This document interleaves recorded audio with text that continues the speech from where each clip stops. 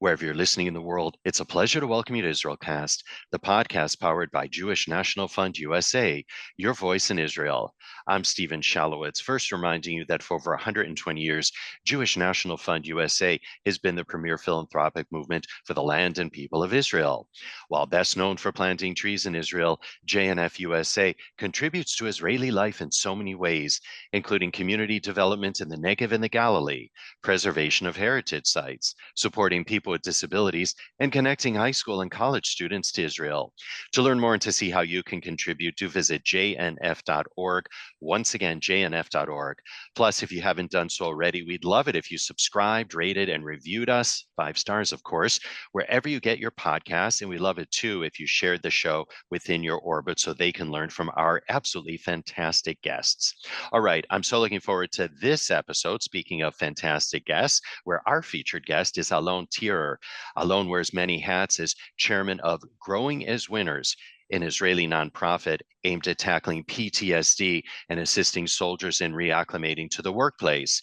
He is also the CEO of the Israel Emergency Aid Organization Fund, raising millions of dollars for various defensive initiatives in Israel. Alon joins us now via Zoom from his home in Tel Aviv. We welcome you to IsraelCast, Alon, and I'd really like to begin our conversation with Growing as Winners, which works to tackle PTSD, as I just mentioned. So really, if you can give us the lay of the land, how pervasive an issue is PTSD in Israel today? Yeah. So first of all, thank you for having me. So PTSD was always a complex subject if you look at the Israeli society, because we've encountered various, I would say, stressful scenarios even before October 7th. But after October 7th, I would say that PTSD or some sort of trauma is it's something that every Israeli suffers from to a certain extent. And of course, reservists or any kind of soldiers suffer it from more.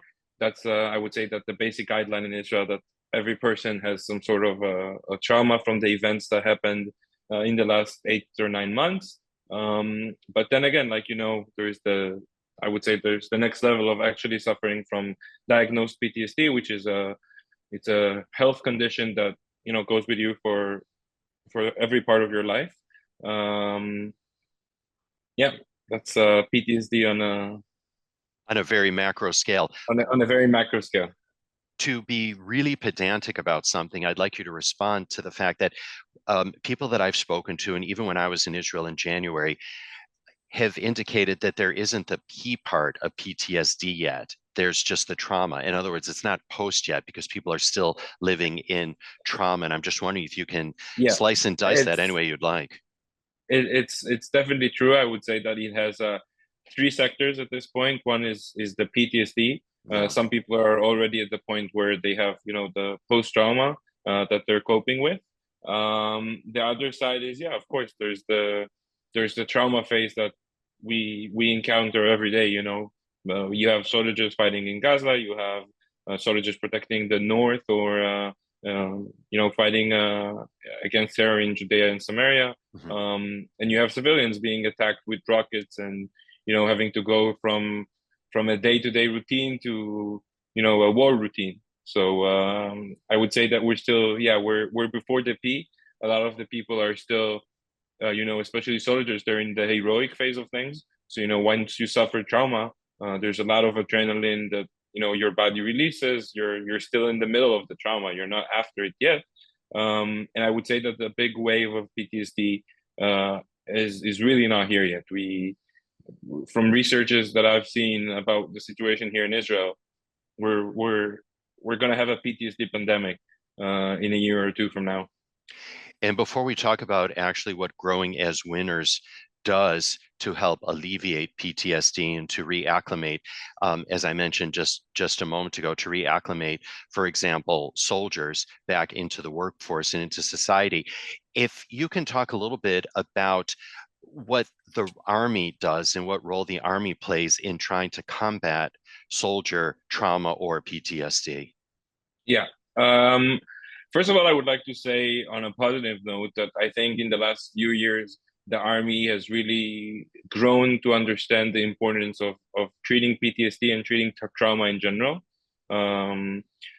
It's it's the army is still at war, so I would say that things could be better budgeted, but that's a government issue. That's a non-army issue. The army does a few things, and I would take it into two different categories. First of all, is the soldiers who are in their active military duty. They have the option of getting psychological care and some sort of care from the military itself. Once a soldier goes out of combat, especially normal forces, the people that are still in their active duty service, they go through some sort of I would say a mental health triage, which is like a 1, 2, or 3 days of processing the experience, talking to mental health experts, as an individual, but also as a group. And there, you could really try and diagnose and see where are the more severe cases and give them extensive care. It is important to mention, by the way, I don't know if people are aware of the statistics, but when you go through trauma and you go through some sort of processing and use help of professional to process the trauma within the first few days after the trauma, we're talking about anywhere between a 70 to 80% decrease in the diagnosed PTSD cases, which is amazing. So I think the army is doing important work regarding really helping people to process what has happened. And that's for the people who are in their mandatory service. And then you have the size of the reservists that are going, for most parts, through that processing as well. It is important to say that there are amazing organizations that are helping the army and doing the processing activities also on a private basis, or like the nonprofit base. And then after you finish that, you go, you either go to, I would say that there are a few steps. Some people that have severe cases will go directly to a mental health facility, and will go through day-to-day treatment. Unfortunately, reservants, most of the people, the bigger chunk of the population, doesn't get to a point where, it's not unfortunately, because we don't want to see people at mental health facilities, but fortunately, most of the people are not at that point. But unfortunately, after you finish the processing stage of things, you still need to go through some care. Today, the Israeli government provides each reservant soldier with a one-time fee of 1,500 shekels to go through psychological care, which is not enough. I mean, you can pay anywhere around 3 sessions with that amount of money here in Israel. It's the equivalent of around $350. And that's on a different end of what I'm doing, but I'm doing a lot of hard work with an MK that is called Matan Kahana, who's it's a funny anecdote for people who don't know, but he's the only person in the IDF history that's been he was a warrior, or he was a fighter combat soldier for Sayeret Matkal, which is the most elite unit for the IDF. And then when he finished his service, he rejoined the army as an F-16 pilot. So he really knows, what it means to be a soldier for a long time, and to go, through to fight in wars. And he's been doing amazing work with me to try and get a legislation passed that will increase the sum from 1,500 shekels to anywhere between 5,000 and above, so people could actually go through some more extensive care. That's from I would say, the government and the IDF support standpoint. I really hope that we'll be able to make it. I think we're going to a positive direction, because there is a deep understanding in the Israeli society nowadays about the importance of getting the proper treatment for mental health. And where's that piece of legislation now, Alon? So we just finished writing it today. It's we're taking the legislation that was done in order to provide the 1,500, and we're writing another part for it to change it. And I hope that in the next few weeks it really becomes something that is able to pass in the Israeli parliament, and to have our people get the treatment as soon as possible. And to change it to what value? 5,000 shekels. Okay. And then what about for citizens? What sort of support is there for the average Israeli that isn't serving? So that one-time fee is you could get it also as a spouse or as a child of a reservant, but just a one time for a family cell, which is another thing that we're trying to fix, to have it for everyone, for Mhm. every family member of a soldier. And in terms of just the classic civilian population, it really depends on the status that you are at, because if you're in a severe status, there are mental health facilities. But if, like any Israeli, if you're going through some sort of trauma and you're just coping with it on a daily basis, and you need the classic psychological care once or twice a week, um, unfortunately, most people have to fund it by themselves. There are some ways to get it through the public health sector, but it's just the amount of cases that are being processed nowadays is so high that the wait lists are for the public sector of things are too long. And so Yeah. growing as winners, talk then a little bit about what you're doing to alleviate that trauma. What kind of programs do you have? And also, I believe it was founded in 2002. It wasn't founded as a result of Uh, October 7th. it was founded in 2022. Oh, Uh, 2022. yeah, Okay. I'm not, by a dear. listen, by the way, Alon, I'm not too good with numbers. That's why I'm a podcaster. Yeah, I'm not too good with numbers as well, so we're good. Kindred Um, spirits. yeah. So Growing as Winners was founded by a dear friend of mine that is called Zuriel Friedman. Zuriel was in the IDF Special Forces in a unit called Maglan, and he suffers from PTSD from his military service. And basically, what he did, he started with, you know, going through his own journey of dealing with PTSD. His condition was a severe PTSD condition. He was hospitalized. He's been going through a lot of struggles with coping with his own situation. But the amazing part about Suriel is that if you look at him now, he's married, he has a daughter, and he works for, his day-to-day life is treating people with PTSD. But what happened with Suriel is, the best way to learn things are on your own skin. And once he went through this extensive journey, he realized and understood what are the things that needs to be, what are the procedures that people that suffer from PTSD need to go under. What's the right support that you could give them in order to help them grow, like the name says, grow as winners. It's funny, but when I just joined, I didn't understand the name. I thought it's a weird name. But once I really learned and saw what Suriel was doing, that's actually what they're doing. They're taking the trauma and growing as winners from it. So basically, what happened is in 2022, Suriel founded a non-for-profit. It was supposed to be I would say, some sort of a side project that he's doing as well. But after October 7th, we all had the realization that there is a need for extensive help from the private sector to deal with this thing. He used to go to people's houses and visit them and meet them at cafes and talk to them and help them process what they're going through. But he realized that it's not enough. I joined Zuriel at the end of the 2023, and we've opened the first physical center in Tel Aviv on February 6th of 2024. We have it's an amazing facility. We have just off the Yalkon River in Tel Aviv, a great area. It's a very nice atmosphere. And what we do there is, I would say, we take care of four sectors of coping, I would say. The first thing is, Turiel, it's a bit like a AA group, because when you go through AA, your guide is someone who was an alcoholic and has recovered.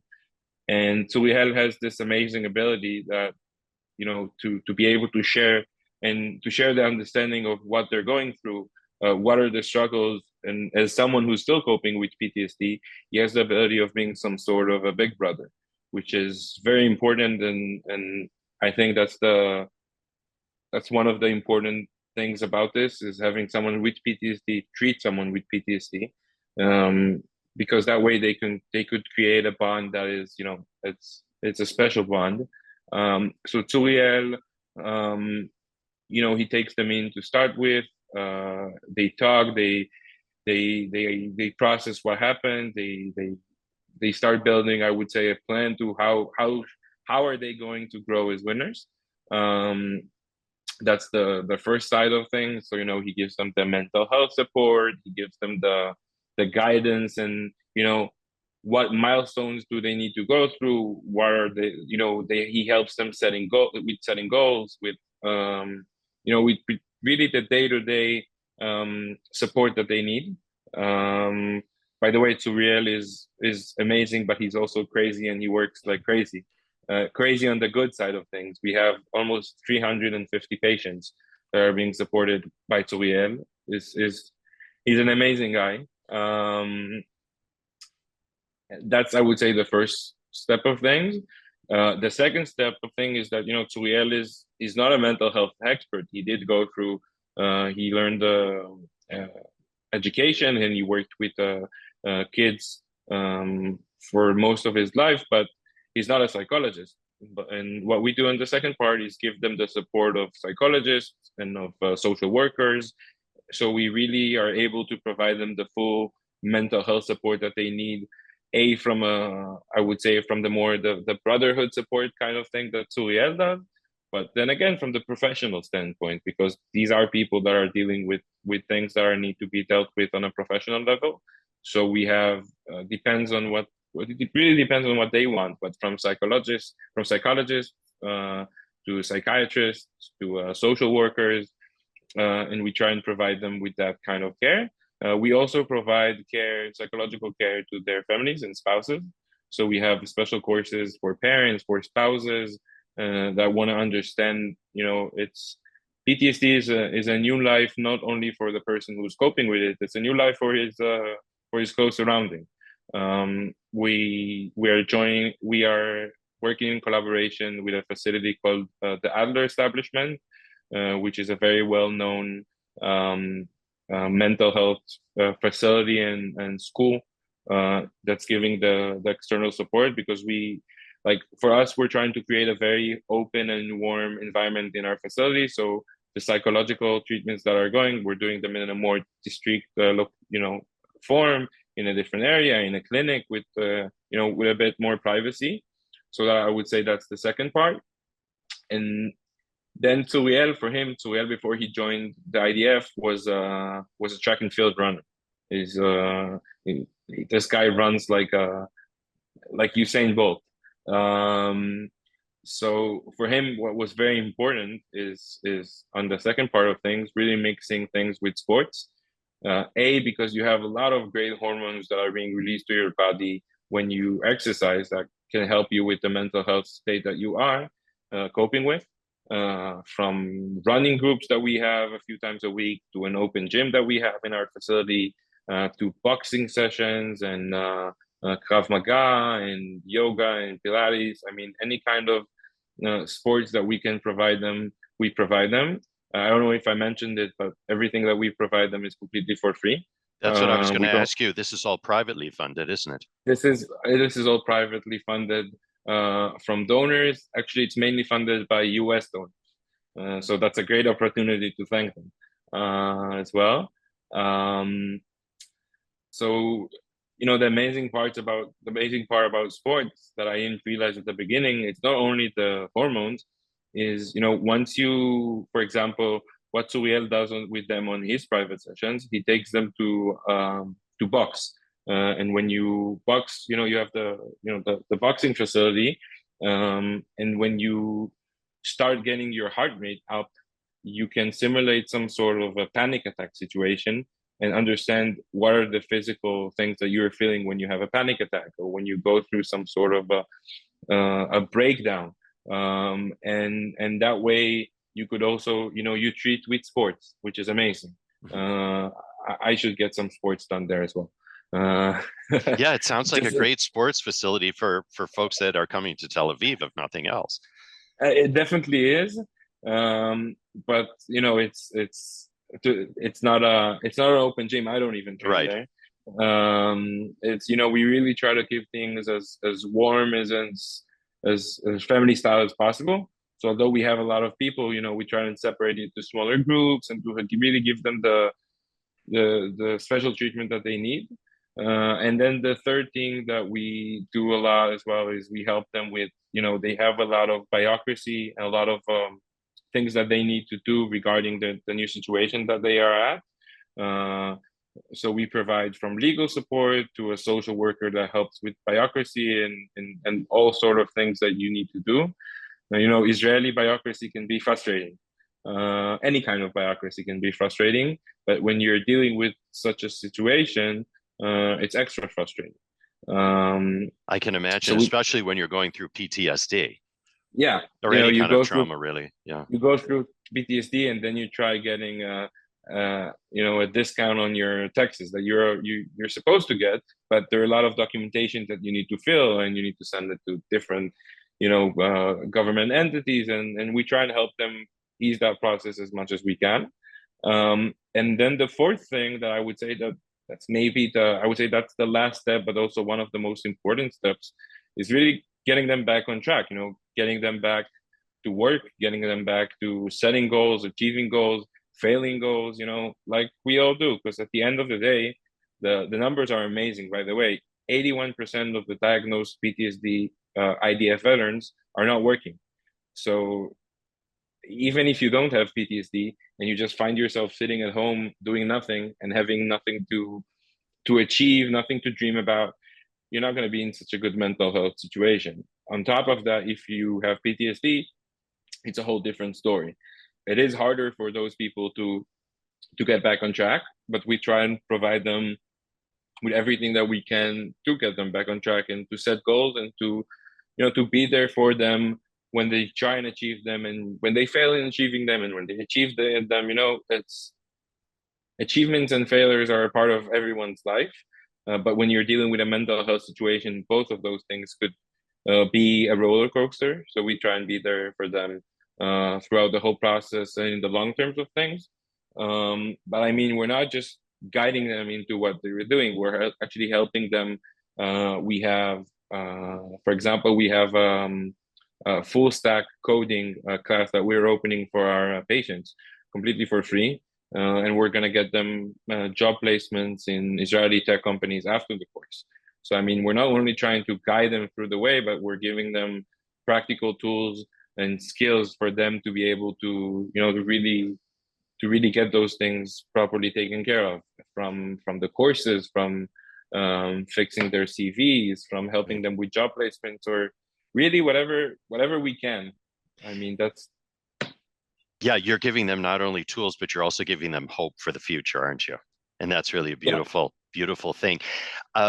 And so one of the things that I loved about what you're doing, your organization, Growing as Winners, and what I've seen happen throughout all of Israel, not only post October 7th, but even really before, and also as a result of doing this program, IsraelCast, is how civil society really steps up to fill in the gaps. And I'm just wondering, in the broadest of brushstrokes, and just real quickly, if you can just share your thoughts about that. I think the Israeli society has really done amazing things. You can see it in every part of society and every sector. People understood the situation is crucial, and that they need to do as much as they can in order to get their life sort of there. In Israel, there's some sort of the easiest thing is the easiest way to explain it is looking at the hostages. When you look at the Israeli people regarding the hostages, you see people missing people that they don't even know. Yeah. And the thing in Israel, it's one big family. I mean, we fight because families fight, and we love fighting with each other. But at the end of the day, when you're against the wall, people will help you as much as they can. So you've been seeing people donating and raising money for equipment. You've been seeing people offering mental health support, food, clothing, whatever. Yeah. People that were affected by what's going on. You see people just doing the best they can. I think it's funny, people. A lot of the times there's a lot of people are the political situation in Israel is a bit chaotic. A lot of people have their opinions, and there's a lot of hate when you look at the political spectrum. But I think Israel was blessed with the best population and the best civilians a country could have asked for. Um, Regarding the government, it's a different story, but that's not what we're here to talk about. But we are really blessed with the best people in the world. I mean, it's the only country I've known. I've lived in Zurich for a few years. It's the only country I know that, someone was affected 200 kilometers from you. So you'll go out and you'll cook for him and you'll buy him clothes and you'll do whatever he can, because there's a deep understanding that we all carry the same, we all carry that burden of what happened, and we share it equally, and we try to do as good as possible for each other. Right. Sharing the joy and sharing the sorrow as well. Yeah. And just before we move on, two quick points. First of all, you've served, of course. You were in the Golani Yeah. Brigade, right? My story is a bit funny. I joined Golani in 2017. I got injured a few weeks into my military service. I had a head injury. Nothing. It sounds a lot more dramatic than it actually was, but it was a bit complex. So I was released from the IDF a few months after the injury. Which is also some sort of closure for me, because it was always this thing that I got injured quickly and I didn't get the chance to, to wear the brown beret and become a Golani soldier. But, doing everything that for the last 9 months, I wasn't even working for a single day. I've been fully doing non-for-profit work. And for me, it was an amazing closure, because I feel like I rejoined the IDF, but the IDF of the people. Right. And you're serving in a different way, which is Yeah. equally important. So for folks that want to learn more about growing as winners, Alon, where should they go? So we're Israeli, so we love negligence, and our website is currently under renovation. It will be up there in a few days as growingaswinners.com.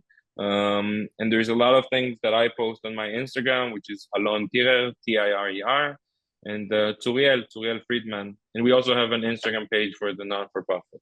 Okay, so folks can definitely check that out. And we should have that information also on the show notes page of this episode on our website, jnf.org/IsraelCast, underneath this episode. So thanks for that. Now I want to move on to Israel Emergency Aid Organization. And I want you to share with our listeners what kind of aid you are providing and to whom. And this one, by the way, has a website. Yeah, it does have a website. And let's share the website. It's IsraelEmergencyAid.com. That's easy. Once again, IsraelEmergencyAid.com. Yes. Yeah. So basically what happened after October 7th is that, no one was ready for this scale of a war. And even the army wasn't ready for it from a logistical standpoint. Anywhere between vests and helmets and drones. I'm sure that your listeners have already seen a lot of efforts done, because most of the efforts were done in the US regarding raising funds for those sorts. So I started Israel Emergency Aid on October 8th in the morning. It was never supposed to be as big as it got. I didn't even mean to be involved in non-for-profit projects. I just started, I started with a friend of mine calling me and saying, look, we're going down to Gaza, and we don't have the proper vests and helmets. We're raising money. Can you help us spread it? I was like, yeah, of course, you're my friends. I'll try my best. Mm-hmm. I was, it's a funny anecdote, but I was sitting on the beach in Thailand, Koh Phangan on October 7th. So I everything for me started from there. We needed to raise around $20,000 for his team to buy the proper equipment. We've raised the money within less than an hour. Because like you said, the Israeli civilian population is, when something needs to be done, it gets done.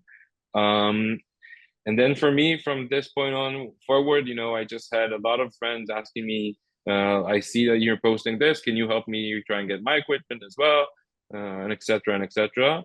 So I understood that we're dealing with a situation that is not, that it needs to be taken care of. And I just started, spamming every single person I know over Facebook or WhatsApp or LinkedIn or Instagram or really any kind of tool I could have used at that point in order to raise money for gear that my friends needed.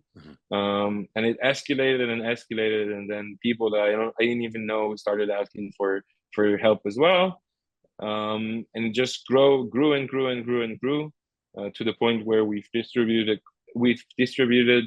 military tactical gear worth over 20 million US dollars, which was, it's funny. I've never had the conversation with myself of saying, okay, let's do non-for-profit work.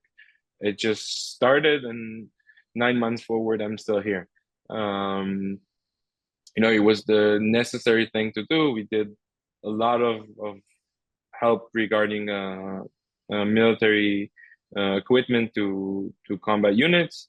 From Thailand, I flew to the US in order to raise money. But it was amazing. It was from October 8th to October 9th. I've raised on my own like almost 3 million shekels. And then things just, I understood that that's my, I would say that's my moral obligation as a civilian of, if that's a sector I can be a part of, and if I can make an impact there and save lives, because, I don't think people really understand the importance of proper equipment and how much of a lifesaver it is, because it's not only having the equipment that will prevent you from getting injured or take your injury, make it a little less severe. It's having the feeling of security once going into battle, because going into battle thinking, is my helmet good, is a horrible mental place to be in. You need to be focused. You don't need to think about anything other than, keeping yours and your friend's life safe. And yeah. I've gone onto the website right now as we're speaking, IsraelEmergencyAid.com, and I see that people can purchase for a soldier a tactical vest, a plate vest, a tactical helmet, and an eye protector set. And they can buy one or they can buy multiples of them. Does not the IDF provide them? Like, where are you filling in the gaps for that? um, you're hurting a painful subject for me. The IDF have a lot of amazing things to say about the IDF, and the only thing I think they could step up their game is in providing life-saving equipment troops. Yeah, it's Okay, so you're filling in the gap there. I mean, clearly they are doing the best that they can under these yeah, extenuating circumstances. So yeah. you're just filling in the gap there. Yeah, I was just wondering about that one, actually. Well, again, congratulations to you and the entire team for both of the NGOs that you're working with. And we should share with our listeners. I mean, you're a man that just doesn't sleep because you have a regular day job also in the real estate world. Yeah, I mean, look, I'm 25, so I'm at the point where I cannot. Wow. Yeah, I You're can you're what sleep we for. call you're what we call a wunderkind. And Thank you. I know your ancestry is German, so you certainly know what that Yeah, means. yeah, definitely. Well, thank you. Yeah, I work. I've started after I left the IDF. I started an urban renewal company here in Tel Aviv, doing urban renewal projects all over Israel. To be honest with you, I haven't worked for a single day ever since the beginning of October 7th. Um, you know, I keep on trying at work, and then I just find myself doing non-for-profit work because it just feels more important at the stage that we are at. Mhm. Um, but I'll probably go back to working relatively soon. All I'm doing is on a voluntary basis, so duty will call from a financial standpoint eventually. Um, but yeah, I prefer not sleeping in order to get as much aid as possible for my look. At the end of the day, it's easy for me not to say that I'm not working, but my friends are in Gaza, they're fighting, Yeah. or in Lebanon, or being held hostage. So I would say that not working and doing non-for-profit work is the biggest privilege I've had in my life, probably. How have you then been coping with the post October 7th period personally? Um, it wasn't easy, but on a personal level, I was not affected to the extent that the rest of the population were affected. You know, so many people have gone through crazy things. So for me, it was, I think my mechanism of coping was just doing the things I do. It's I don't think I've had the time to really process on what happened, and to deal with my own part of trauma. But I think that I was blessed with the opportunity of doing what I'm doing.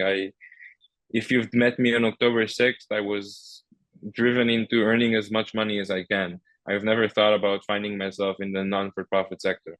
So I think for me, October 7th was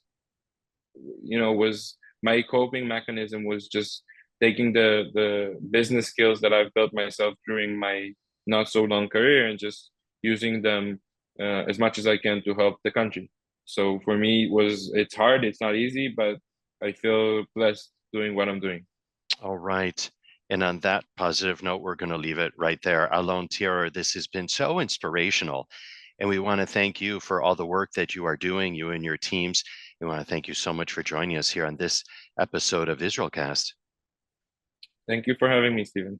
All right. And we'll have info about Alon on the show notes page of our website, jnf.org/IsraelCast. And of course, we do release new episodes of the show every other Wednesday. I don't know why you would want to miss one. And just so you never miss an episode, subscribe to us wherever you get your podcast. It's so easy. Simply search for IsraelCast. And don't forget to rate and review us, because that really helps with our rankings, which in turn make it easier for more people around the world to find us and to hear from inspirational people like Alon. You can also enjoy the show by visiting us at our website. Once again, it's jnf.org/IsraelCast, and it takes a whole moshav indeed to put IsraelCast together. For that, we thank Vivian Grossman, Dara Shapiro, JD Krebs, and Ellie Cadrin. Our editors are Jay Rothman and James Casada from Miratone Studios right here in the very heart of New York City. And the music that you hear at the top until the program is titled My Eden. It's by the very talented Rafi Malkiel from his album Water on the Tzaddik label. IsraelCast is powered by Jewish National Fund USA, your voice in Israel. For more info about JNF USA, do visit jnf.org. And if you'd like to write to us with story ideas or just to say hello, we'd all love to hear from you. So do email us at IsraelCast@jnf.org. Meantime, I'm Steven Shalowitz. Thank you for tuning in and looking forward to having you join us on future episodes of IsraelCast.